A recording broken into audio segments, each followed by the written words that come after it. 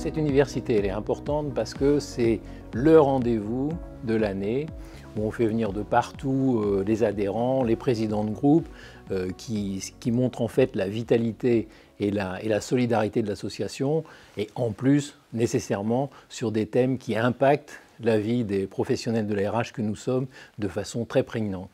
Alors pourquoi la transformation et Toulouse? Parce que Toulouse, c'est la ville du rugby.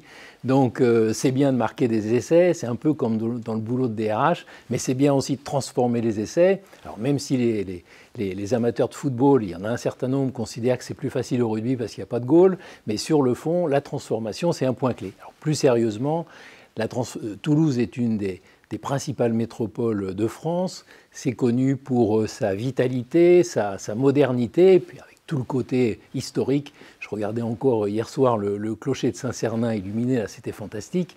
Donc c'est une ville somptueuse, et le thème de la transformation, parce que je crois que de tout temps, les choses ont changé, mais sans doute, et les marxistes considéreront qu'on a raison de penser à l'accélération du processus historique, sans doute les choses vont être amenées à se transformer et à changer beaucoup plus vite dans les années qui viennent que ça ne pouvait être le cas avant.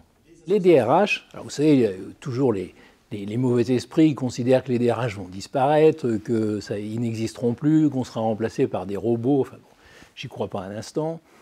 Soit effectivement les DRH ils feront du low cost, soit ils deviendront de plus en plus clés dans le fonctionnement des organisations pour une raison simple, c'est qu'ils s'occupent des hommes et des femmes des entreprises, et que la réussite d'une entreprise dépend de ces hommes et de ces femmes.